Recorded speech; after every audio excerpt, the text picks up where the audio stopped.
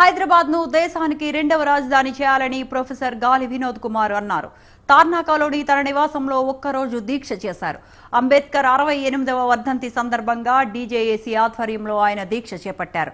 వినోద్ దీక్షకు ఓయూ విద్యార్థి నాయకులు మద్దతు పలికారు.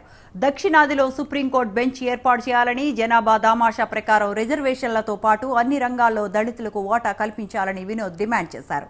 దేశ రెండో రాజధానిగా హైదరాబాద్ అన్ని విధాల అనుకూలమైన ప్రాంతం అన్నారు ప్రొఫెసర్ వినోద్ కుమార్. ఈ దిశగా ప్రభుత్వం కృషి చేయాలని ఆయన కోరుకుంటున్నారు. సంపన్న వర్గాల ఆధిపత్యం ఈ దేశంలో కొనసాగుతుంది. అలాగే భాష, ఒక మతము, ఒక ప్రాంతం ఆధిపత్యం కూడా ఈ దేశంలో కొనసాగుతున్నది. ఈ 75 సంవత్సరాల రాజ్యాంగం అమలు తర్వాత, 78 సంవత్సరాల స్వతంత్రం తర్వాత, ఇవాళ బాబాసాహెబ్ అంబేద్కర్ ఆయన 55లో ఆయన ఇంకొక సంవత్సరం చనిపోతాడు అనగా దక్షిణాదికి హైదరాబాద్ దేశానికి రెండవ రాజధాని చేయమని చెప్పారు. మరి ఇంతవరకు ఎందుకు చేయలేదు?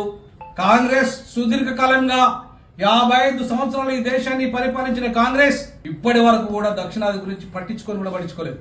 11 సంవత్సరాలుగా అధికారాన్ని అనుభవిస్తున్న బీజేపీ ఎందుకు దక్షిణాదిలో తెలంగాణలో పాగా వేస్తా అంటున్నది, కర్ణాటకలో పాగా వేస్తా అంటున్నది, దక్షిణాదిలో పాగా వేస్తా అంటున్నది. మరి మీరు ఏం చేశారు ఈ దక్షిణాదికి అని చెప్పేసి మీకు ఓటేయాలి. ఈ దక్షిణాది ప్రజలు ఈ దక్షిణాదికి అడుగడుగున అవమానపరిచినందుగా